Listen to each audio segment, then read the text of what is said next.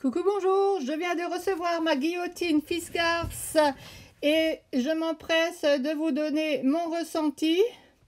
Voilà, alors j'ai choisi une petite, elle se prend bien en main, elle est assez lourde.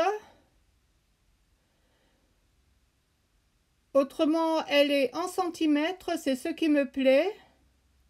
Voilà la guillotine. Le petit bitonio là où on l'en glisse les papiers dessous fonctionne bien, il se soulève bien. Alors elle fait 13 cm sur 22,8 à peu près. Voilà, c'est une petite guillotine.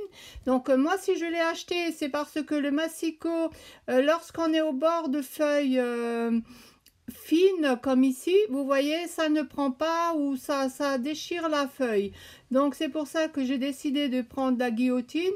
Après l'avoir essayé, je pense que j'aurais même dû prendre à la rigueur la grande, mais enfin une petite est pratique aussi. Donc après, je ne suis pas encore très au point. Alors il y a des cales sur le rebord gauche et une petite sur le rebord droit. Voilà, ça coupe parfaitement. Là, je vais essayer de couper l'autre petit morceau. Il faut que je prenne mes marques, mes repères.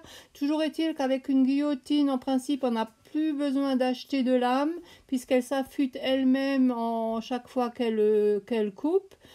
Et encore, acheter des lames, c'est bien beau. Faudrait-il encore toujours les trouver? Donc je continue, je trouve que c'est très bien. Là je vais aller sur un morceau de papier plus petit. Bon, ça a l'air tordu, mais c'est parce que je n'ai pas mis ma feuille droite. Et il faut surtout pas oublier de mettre dessous la chose de transparente. Je vais essayer le tout petit rebord noir. Là j'ai des doutes, mais j'essaye quand même. Parce que vous voyez, ça au massicot, ça se couperait pas. Eh bien formidable, formidable. Ouais, super.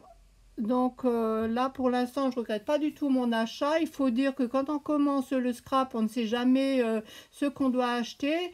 Moi j'ai fait l'erreur d'acheter une table de pliage dont je vais me séparer. Je vous la montre parce que je fais finalement très peu d'albums. Elle est encore dans son emballage d'origine, je m'en suis servi à peine quelques fois.